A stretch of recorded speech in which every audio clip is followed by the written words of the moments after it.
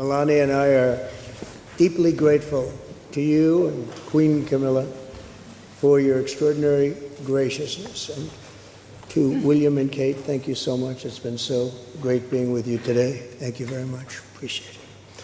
It's a singular privilege to be the first American president welcomed here. And if you think about it, it's a lot of presidents, and this was the second state visit, and that's the first, and maybe that's going to be the last time. I hope it is, actually. But this is truly one of the highest honors of my life.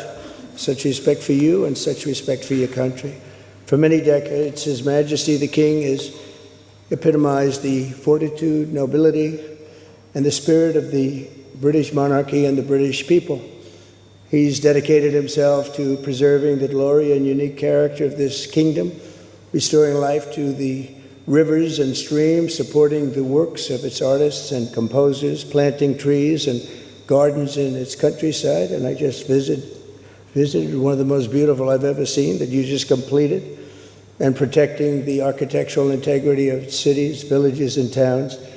He has uplifted the poor, cared for rural farmers, and tended to wounded veterans like nobody else. I'll tell you that I just stood in line and shook about 150 hands, and the king knew every single person and every single company, and some of them had bad names like XYZ-Q3, and he knew every one of them, or at least I think he did, because nobody was complaining. I was very impressed with that. But I just want to say that His Majesty has also raised a remarkable son in His Royal Highness, Prince of Wales.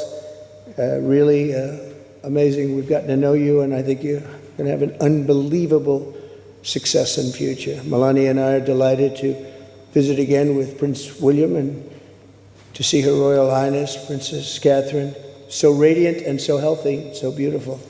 It's really a great honor. Thank you.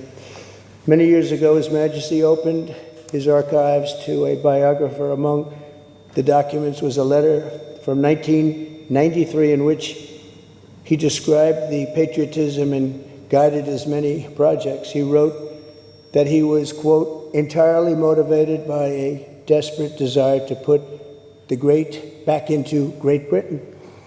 In the finest tradition of British sovereigns, he has given his whole heart, everything he's got, to those parts of Britain that are beyond the realm of mere legislation. It's not easy, but which define its essence and its virtue, its harmony and its soul. It's an amazing calling, and there's nobody that's answered that calling like you have. A fifth of all of humanity speaks, writes, thinks, and prays in the language born on these isles and perfected in the pages of Shakespeare and Dickens and Tolkien, Lewis, Orwell, and Kipling. Incredible people, unbelievable people like we have rarely seen before, probably won't see again. The lion-hearted people of this kingdom defeated Napoleon, unleashed the Industrial Revolution, destroyed slavery, and defended civilization in the darkest days of fascism and communism. The British gave the world the Magna Carta, the modern parliament, and Francis Bacon's scientific method. They gave us the works of Locke, and Hobbes, Smith, and Burke, Newton, and Blackstone. The legal, intellectual, cultural, and political traditions of this kingdom have been among the highest achievements of mankind. There's really never been anything like it. The British Empire laid the foundations of law, liberty, free speech, and individual rights virtually everywhere the Union Jack has ever flown, including a place called America. You know that place very well, don't you?